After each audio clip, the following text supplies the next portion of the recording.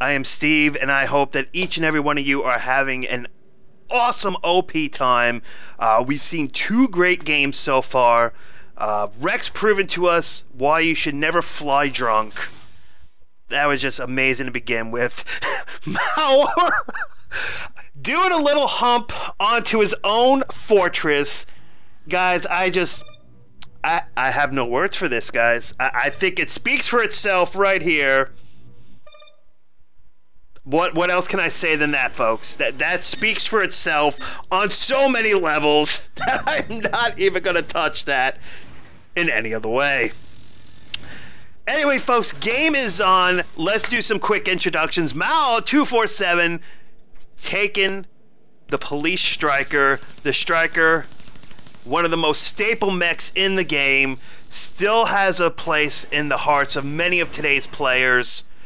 However, Lexi has finally fallen out of the meta. The little bit of changes has been great, that where now she has a niche for people that like her and like the abilities that she gives, but it's not all the time anymore.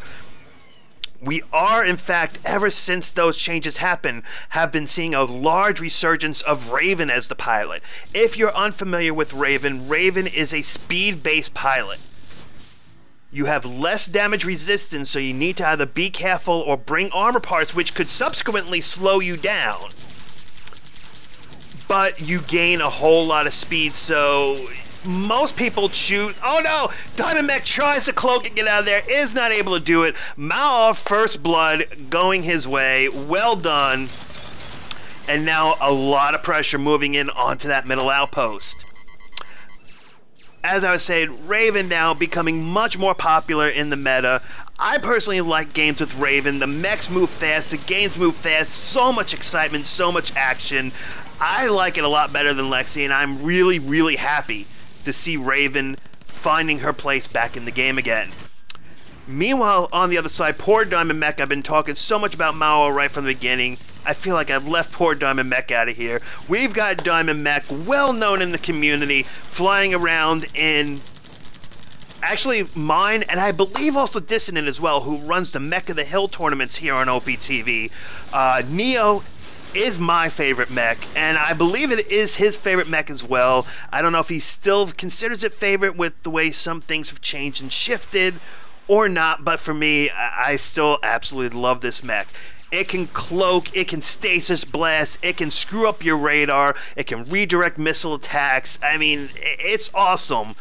It's fast. The problem is it doesn't do quite as much damage as a striker's able to do. And it's very, very fragile. So expect to die a lot unless you're really, really good with Cloak Viking Dance. You can't just be Cloaker, but a lot of times you need to be good with Viking Dances on top of those cloaks as well in order to get out and survive. Maor building up a whole bunch of jackals, pushing them out, is not going to bother with the V path, is just going to send 3 out on his way, but it turns out that he sends them right at the same time that DiamondMech, ironically, was just at that outpost, building up some defenses, getting some things ready. So he might be able to hold that tank low on health, but he is able to save it. He saves both the tanks. He pushes Maor out of here. And a great, great hold by DiamondMech, not losing this upper factory. These factories do give you a build speed reduction of 20% per factory. Let me cheese you easy.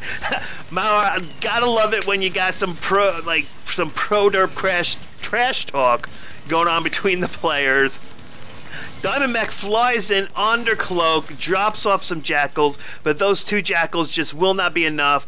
Maor drops 2 jackals down in retaliation, and we've got a whole little speed, look like a traffic jam here on the highway. Where's Maor going? He's pushing these jackals straight through the bridge. Those neutrals are actually falling pretty quick. Most of the jackals make it through without a scratch, which is actually good for them. They're now here at the outpost. Many more jackals this time, and because they are moving instead of being dropped down, they spread around the outpost. DiamondMech too low on health. He should have recharged his health first before he tried to respond to the jackals, but unfortunately he didn't, and in the end, the outpost goes neutral. Almost all the tanks go down. and DiamondMech loses his life, giving Maor all the time that he needs to bring in some creeps casually, drop them off. And now at this time, DiamondMech is hit. He cloaks with a roller, as you can see. Cloaking while carrying a roller is a bad thing. You just don't have the energy. She can't do it, Captain. She don't have the power.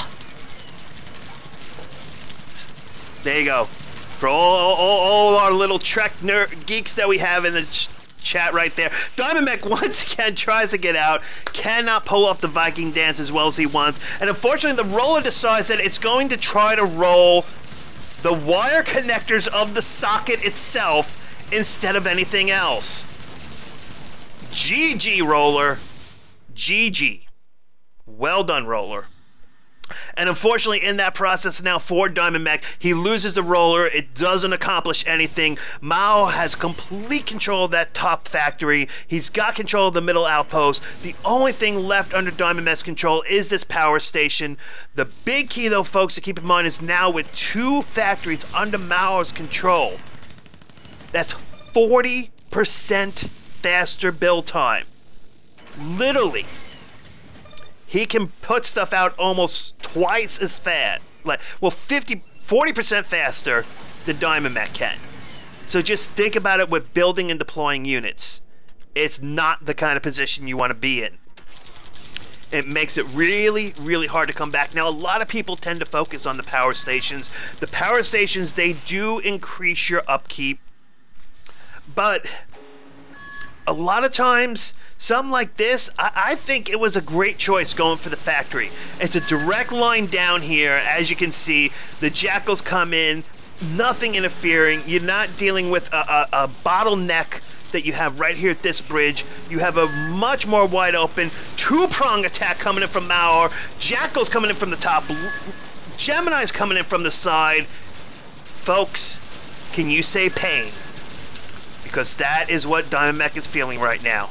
A whole lot of pain.